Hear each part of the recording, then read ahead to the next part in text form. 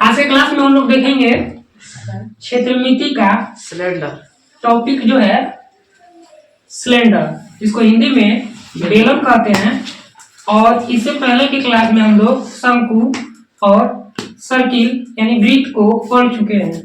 तो ये भी टॉपिक बहुत ही खास होने वाला है और अच्छा भी होने वाला है और बहुत महत्वपूर्ण भी है। और इस टॉपिक में हम लोग आज जानेंगे कि बेलन क्या होता है और बेलन से रिलेटेड कैसे और किस प्रकार के क्वेश्चन आते हैं। तो ये सभी के लिए क्षेत्रमिति का जो बेलन टॉपिक है बहुत इंपॉर्टेंट है। आप लोग इसको ध्यान से पढ़िएगा। जैसे कि हम लोग बहुत सारे वस्तुओं को देखे हैं, जिसमें से हमारा एक वस्तु बेलन भी आता है और बेलन के बारे में हम लोग देखेंगे कि बेलन क्या होता है। तो बेलन जो होता है एक सिलेंडर आकार का होता है, सिलेंडर ही होता है। जैसे कि हम लोग सिलेंडर देखे हैं तो सिलेंडर के ही आकार के होता है बेलन।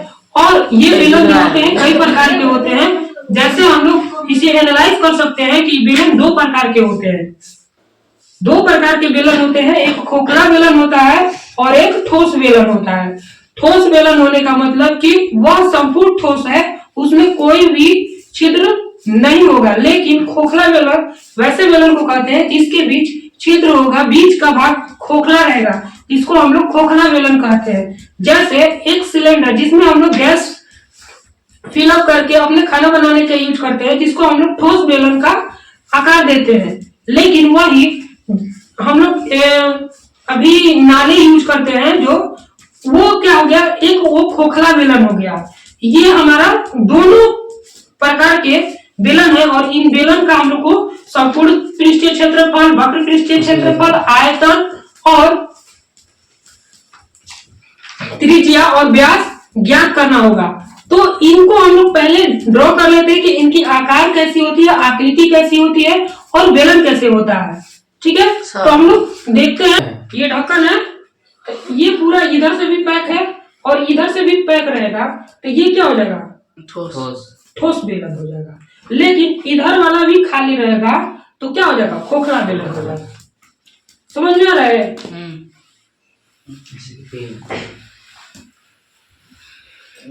तो देखो बेलन जो होता है दो प्रकार के होता है।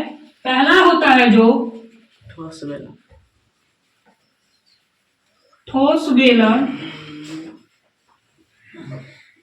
बेलन सॉलिड सिलेंडर, इसको हम लोग सॉलिड सिलेंडर कहते हैं। और इसको क्या कहते हैं, खोखला बेलन।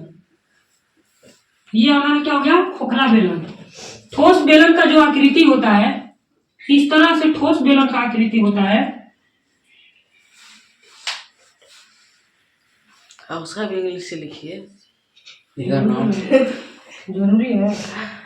कोई एगो के लिखे हैं उसका नहीं लिखे। ये ठोस बेलन हो गया, ठीक है। सब लोग रहा है इसमें।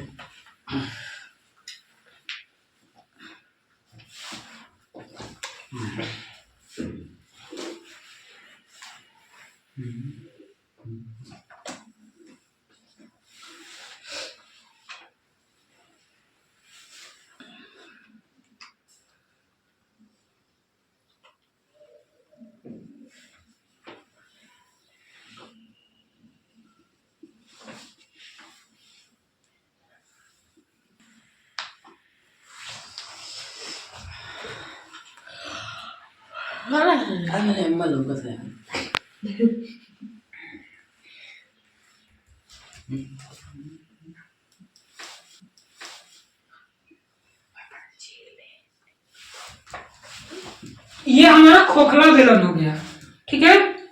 इसमें हम लोग देखेंगे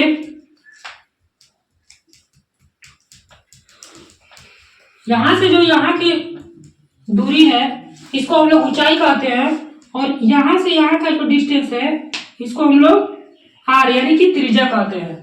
ठीक है, ये बेलन का त्रिज्या हो गया और ये बेलन का ऊंचाई हो गया। ठीक उसी तरह खोखला बेलन में भी यहाँ से यहाँ का जो डिस्टेंस होता है इसको हम लोग त्रिज्या कहते हैं।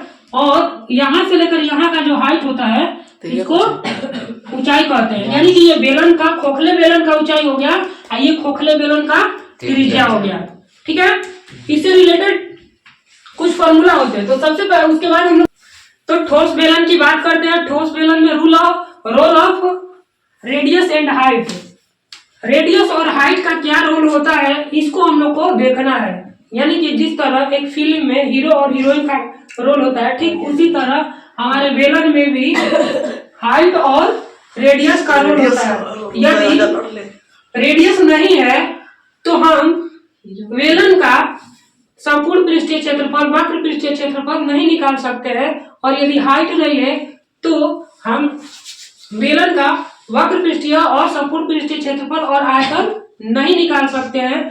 तो हम लोग पहले इसको देख लेंगे कि इसका रोल क्या है। ठीक है, तो देखिए, जब तक किसी भी बेलन में त्रिज्या नहीं है और हाइट नहीं है तो वह बेलन नहीं है।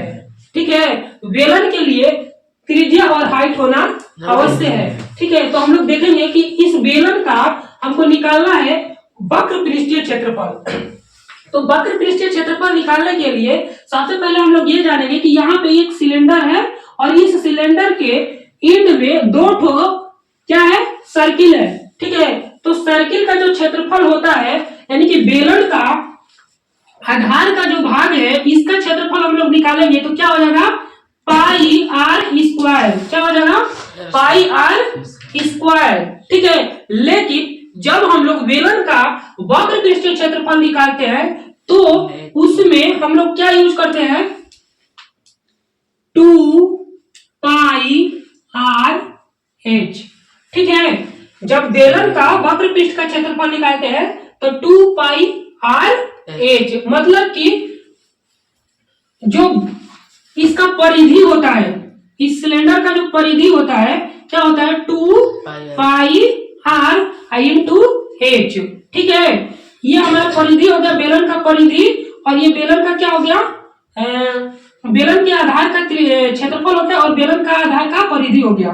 ठीक है, तो यहां से हम लोग इसको फाइंड आउट करते हैं। बेलन का वक्र पृष्ठीय क्षेत्रफल, बेलन का संपूर्ण पृष्ठीय क्षेत्रफल, वक्र पृष्ठीय क्षेत्रफल प्लस क्या होता है, वक्र पृष्ठीय क्षेत्रफल और उसका ये आधार का जो क्षेत्रफल, इसको जोड़ देंगे तो एक इधर है और एक इधर है, तो ये कितना हो जाएगा, pi r square, 2 pi r square. तो यहाँ पे हम लोग जोड़ देंगे 2 पाई आर स्क्वायर। इसको हम लोग और भी लिख सकते हैं, क्या लिख सकते हैं, तो 2 pi r into h plus r, ये भी लिख सकते हैं। बेलन का जो आयतन होता है पाई आर स्क्वायर एच। खोखले बेलन का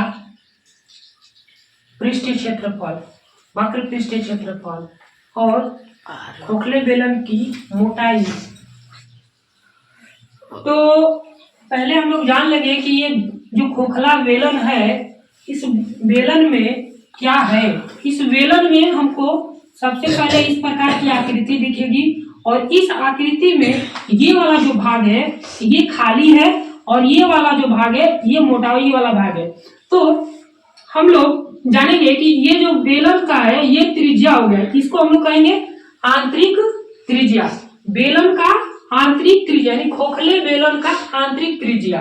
ठीक है, और ये बड़ा आर वाला जो त्रिज्या है तो ये खोखले गोले का बाहरी त्रिज्या है। ठीक है, तो ये हो गया आंतरिक त्रिज्या और ये हो गया बाहरी त्रिज्या। अब ये हमारा हो गया ऊंचाई, बेलन का, खोखले बेलन का ऊंचाई, जिसको हम लोग एच से सूचित करते हैं। ठीक, अब हम लोग बात करेंगे कि खोखले बेलन का मोटाई क्या होता है। मतलब कि ये जो यहाँ से डिस्टेंस आएगा, ये वाला डिस्टेंस, इसी को हम लोग कहेंगे मोटाई। नहीं समझे। ठीक है, ये वाला जो डिस्टेंस है ना, यहाँ से ये वाला जो डिस्टेंस आया, इसी को हम लोग क्या कहेंगे, मोटाई कहेंगे। इसी वाले डिस्टेंस को हम लोग क्या कहेंगे, मोटाई। ये हमारा बेलन का क्या हो जाएगा, मोटाई। और हम लोग को निकालना होगा कि खोखले बेलन की मोटाई क्या है। ठीक है, तो खोखले बेलन का मोटाई निकालने के लिए हम लोग क्या करेंगे, बड़े वाले त्रिज्या यानी बाहरी त्रिज्या से आंतरिक त्रिज्या यानी कि बाहरी खोखले बेलन के बाहरी त्रिज्या से आंतरिक त्रिज्या को हम लोग क्या करेंगे, घटा देंगे, यानी कि r माइनस स्मॉल r, ये हमारा क्या हो जाएगा, मोटाई का मोटाई निकल जाएगा। ठीक है, तो यहाँ पे हम लोग खोखले बेलन की मोटाई क्या निकलेंगे, r minus small r। Yes sir. अब हम लोग बात करते हैं खोखले बेलन की बाहरी वक्र पृष्ठ का क्षेत्रफल। तो खोखले बेलन है, ये आप लोग को दिख रहा है खोखला बेलन, और इसका बाहरी वक्र पृष्ठीय क्षेत्रफल। तो बाहरी वक्र कहेगा, तो बाहरी कहने का मतलब कि ये वाला भाग, ये वाला जो भाग है, हाँ हाँ, इस भाग को ही हम लोग बाहरी वक्र पृष्ठीय क्षेत्रफल कहेंगे। कहते हैं ना, इस वाले भाग का जो त्रिज्या है, यहां से यहां तक है, ये त्रिज्या r। हाँ हाँ, तो हम लोग को बाहरी वक्र पृष्ठ का क्षेत्रफल निकालना होगा। तो हम लोग क्या कहेंगे, 2 पाई r h। अरे ये कैसे हिल रहा है, 2 पाई r h बाहरी वक्र पृष्ठ का क्षेत्रफल हो जाएगा 2 पाई r h। अरे तो सर ठोस बेलन का वक्र पृष्ठ क्षेत्रफल 2 पाई r h। यही कहेगा कि खोखले बेलन का भीतरी वक्र पृष्ठीय क्षेत्रफल क्या होगा। तो उसमें से उतना घटा देंगे ना, छोटा भीतरी वक्र पृष्ठीय क्षेत्रफल जो होगा, ये इसका त्रिज्या क्या होगा, स्मॉल r, यानी कि ये हमारा क्या हो गया, भीतरी। बाप रे बाप, कुछ लोग में नहीं कर रहा है सर, थोड़ा लाइट बढ़ के कुछ कर। लाइट क्यों दिया, अब क्लियर हो गया ना। हाँ, तो स्मॉल r, तो ज्यादा लाइट दे दिया होगा वक्र पृष्ठ का क्षेत्रफल बोलेंगे तो 2 पाई r h, ये हमारा भीतरी वक्र पृष्ठ का क्षेत्रफल हो गया। अब कहेंगे खोखले बेलन के आधार का क्षेत्रफल क्या होगा। तो खोखला गोला ये है, और खोखला गोला का आधार क्या है, ये है। खोखला गोला के ये आधार है, और इस आधार का हमको क्या निकालना है, क्षेत्रफल निकालना है। तो हम लोग इस तरह से इसका फिगर आधार से बता दिया। आधार खोखले गोला का आधार का मतलब आधार ये है जिसपे वो स्थित है। जैसे ये मार्कर है, ठीक है, तो मार्कर का आधार क्या है, ये आधार है, नीचे वाला भाग क्या है, आधार है। सेम कंडीशन इसका ये है, ये आधार हो गया। तो खोखले गोला का ये आधार हो गया। इस आधार का हम लोग इस तरह से डायग्राम बना लिए हैं, जिसका आंतरिक त्रिज्या क्या है, r है, और बाहरी त्रिज्या क्या है, कैपिटल R है। ठीक है, तो हमको कह रहा है कि इस आधार का क्षेत्रफल, मतलब कि जिस पे खड़ा है यही वाला भाग में हमको चाहिए, तो इस भाग का क्षेत्रफल क्या होगा। तो हम बड़े वाला भाग से छोटे वाले भाग को घटा देंगे, तो हमको इस आधार का क्षेत्रफल निकल जाएगा, है। तो हम लोग इस बड़े वाला भाग का क्षेत्रफल निकालेंगे तो क्या हो जाएगा, पाई r स्क्वायर, और छोटे वाले भाग का निकालेंगे तो पाई r स्मॉल r स्क्वायर। ठीक है, तो बड़े पाई r स्क्वायर में से छोटे पाई r को हटा देंगे तो हमारा खोखले बेलन के आधार का क्षेत्रफल निकल जाएगा। तो हम लोग यहाँ पे लिखेंगे खोखले बेलन का आधार का क्षेत्रफल, खोखले बेलन का तो पाई आधार का क्षेत्रफल जो होगा r स्क्वायर माइनस खोखले बेलन का आधार का क्षेत्रफल होगा पाई r square minus pi r square. इसको और भी लिख सकते हैं, तो पाई r square minus r square. ठीक है, यस सर। खोखले बेलन का वक्र पृष्ठीय क्षेत्रफल, इसके बारे में हम लोग देखते हैं कि खोखले बेलन का वक्र पृष्ठीय क्षेत्रफल क्या होता है।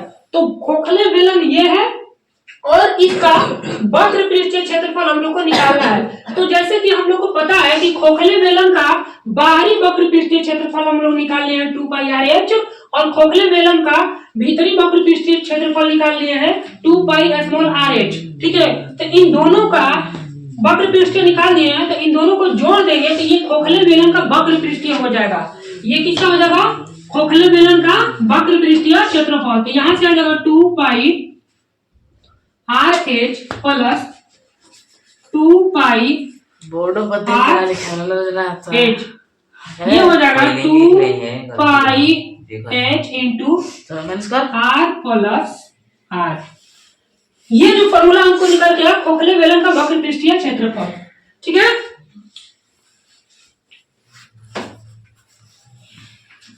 तो अभी हम लोग बात करते हैं कि बेलन के बाह्य पृष्ठ यानी कि बेलन का ये जो बाह्य पृष्ठ है, बाह्य पृष्ठ का कुल यानी खोखले बेलन का कुल बाह्य वक्र पृष्ठ का क्षेत्रफल क्या होगा और खोखले बेलन का कुल पृष्ठ क्षेत्रफल क्या होगा, इसके बारे में हम लोग देखेंगे।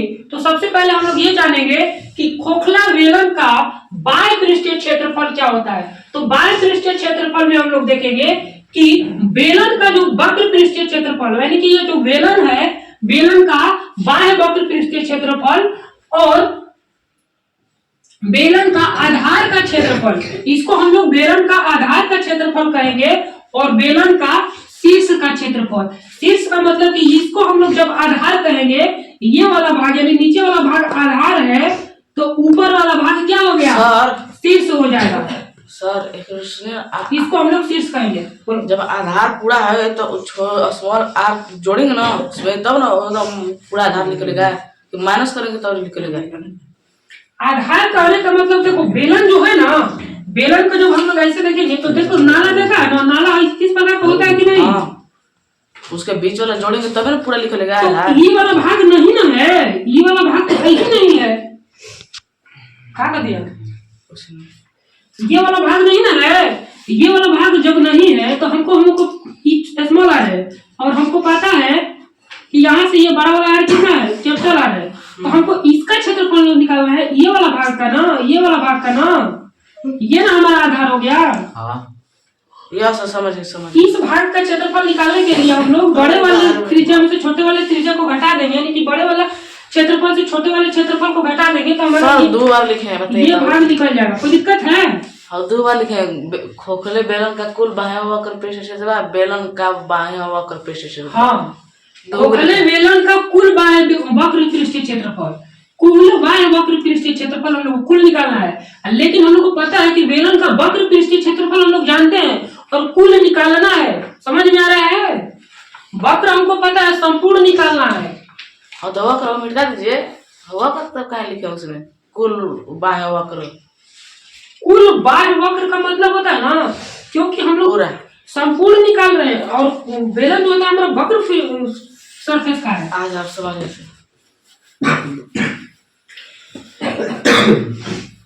चलिए, तो हम लोग यहाँ से देखेंगे कि बेलन का जो वक्र कुल वक्र पृष्ठ का क्षेत्रफल जो होगा, बेलन का बाह्य वक्र पृष्ठीय क्षेत्रफल प्लस बेलन के आधार का क्षेत्रफल और बेलन का शीर्ष का क्षेत्रफल। बेलन का आधार यहाँ पे है नीचे वाला भाग और बेलन का शीर्ष ऊपर वाले भाग। तो बेलन का बाह्य वक्र पृष्ठ का क्षेत्रफल हम लोग को पता है 2 पाई आर एच प्लस बेलन का आधार का क्षेत्रफल। तो बेलन का आधार का क्षेत्रफल हम लोग बताए थे अभी, पाई कैपिटल चलिए r square small plus pi r square, इसको सॉल्व कर लेंगे तो 2 pi r h plus 2 pi r square minus, अब इसमें काट ये हो जाएगा। अब उसमें काट होगा, यहाँ से हम लोग कॉमन ले लेंगे 2 pi r h plus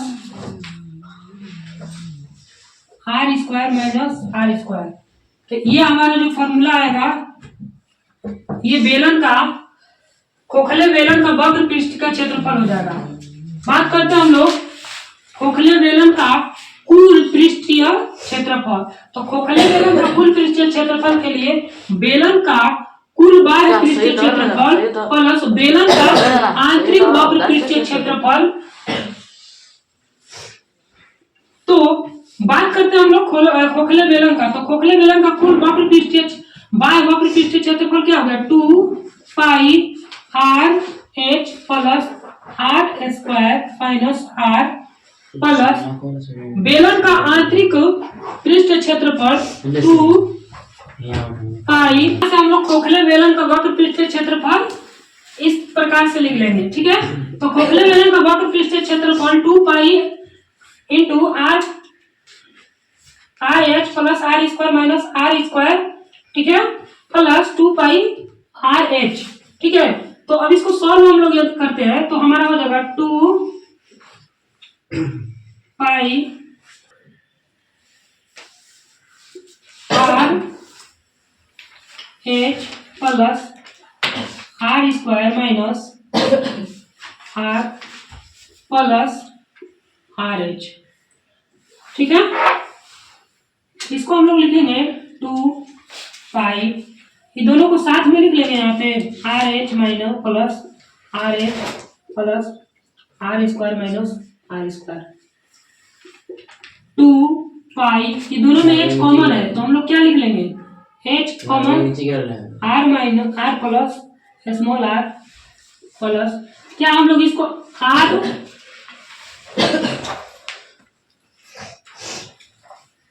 plus r into r minus r लिख सकते हैं।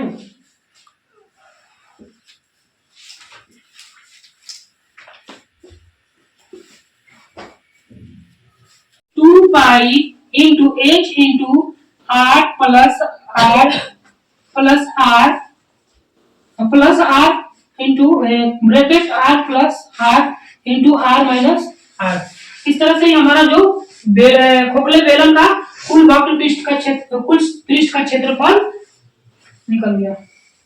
स्टेप और भी आगे ले चलेंगे तो इसको हम लोग 2 पाई और ये देखो ये और ये क्या है कॉमन है, दोनों में ये कॉमन है तो हम लोग क्या ले लेंगे इसको r plus small r common ले लिए तो हमारा क्या हो गया h plus r minus r, ये हमारा मूलांक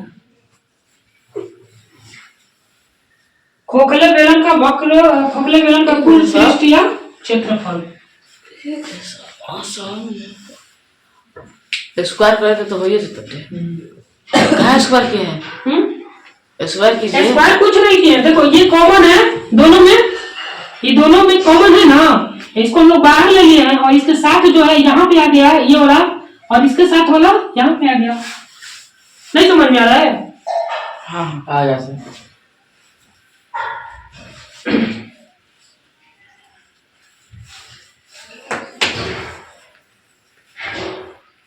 नोट डाउन कर लिए? दो गो है सर, दो बार लिखिए इसको। किसको? एच कॉमन है तो स्क्वायर लिखिए तो कम होगा, स्क्वायर लिखिए। कहाँ स्क्वायर? आर हाँ दोनों कॉमन नहीं निकालने आता है, जब दोनों कॉमन आता है तो जो उसको बाहर निकालते हैं ठीक है, और जिसको बाहर निकालते हैं उसी से भाग देते हैं इसमें। ठीक है, नहीं समझ में आ रहा है? इसको लिख लो, बता देते हैं। देख लिया बता नहीं समझ में आ रहा था, देखो 2 पाई देखो ये दोनों कॉमन है ना, तो जिसका कॉमन जो कॉमन चीज निकालते हैं ना हम लोग जो चीज कॉमन निकालते हैं ठीक, जैसे कि हम ये आर को निकाला तो इसी को भाग देंगे इसमें एच बटा में क्या लिखेंगे कॉमन क्या निकाल रहे हैं आर प्लस आर, इसको हम लोग जब कॉमन निकालेंगे ना तो इसका भाग देंगे इसी में तो क्या लिखेंगे h into r plus r, हम बटा में इसी से भाग दे देंगे आर प्लस आर से। ठीक है, फिर क्या है प्लस है ना, और फिर क्या है आर प्लस आर इंटू क्या है आर माइनस आर, कॉमन का लिया है आर प्लस आर, कोई दिक्कत है? आर से आर कट गया, क्या बच गया 2 पाई आर प्लस आर, कोई दिक्कत नहीं ना? अब देखो यहाँ का बच गया एच प्लस यहाँ का बच गया आर माइनस आर, है समझ में? बेलन का आयतन, खोखले बेलन का आयतन क्या होता है, तो खोखले बेलन का आयतन का है तो ये हमारा बेलन है और बेलन का ये वाला भाग, इस भाग का हम लोग को क्या निकालना है आयतन निकालना है, इस भाग का क्या निकालना है आयतन, इस वाले भाग का आयतन निकालना है। ठीक, तो इसको हम लोग कहेंगे खोखले बेलन का आयतन। तो खोखले बेलन के आयतन के लिए हम लोग क्या करेंगे, तो पहले हम लोग आंतरिक भाग का आयतन निकाल लेंगे फिर बाह्य भाग का आयतन निकाल लेंगे। ठीक है, तो आंतरिक भाग का जो आयतन निकालेंगे क्या हो जाएगा, पहले बाहरी भाग के निकालिए pi r square h minus pi r square h. 2 pi r h है सर। यहाँ से हम लोग पाई को कॉमन ले लेंगे और एच को कॉमन ले लेंगे तो r square minus r square. यहां से हमारा ये खोखले बेलन का आयतन निकल गया।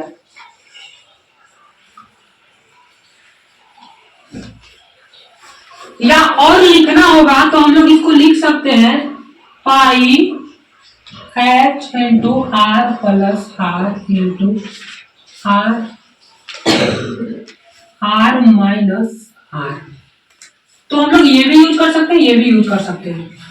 अब हम लोग देखेंगे खोखले बेलन में डाले जाने वाले पानी का आयतन। जैसे एक ये नाला है, ठीक है, और ये नाला में जो पानी ट्रांसफर होगा तो इसका आयतन क्या होगा, ठीक है। तो जैसे कि इस भाग में, ये वाला भाग में जो पानी आएगा इसका क्षेत्रफल क्या होगा, तो इसका क्षेत्रफल क्या हो जाएगा, तो इसका क्षेत्रफल हो जाएगा पाई आर स्क्वायर एच। यानी खोखले बेलन के आंतरिक आयतन का है या आंतरिक भाग का आयतन का है या पानी का आयतन का है, तो पाई आर स्क्वायर एच। इस तरह से खोखले बेलन और पृष्ठीय यानी ठोस बेलन का फॉर्मूला हमने ड्राइव करा दिया है और इस प्रकार का क्वेश्चन हम अगले वीडियो में लाएंगे, ठीक है। तो इस तरह से आप लोगों को यदि ये अच्छा लगा होगा तो वीडियो को शेयर करिए, सब्सक्राइब करिए और लाइक करिए और कमेंट भी करिए कि कहीं आपको डाउट तो नहीं है। यदि डाउट है तो फिर भी वीडियो बनाया जाएगा और उसमें आपको बताया जाएगा।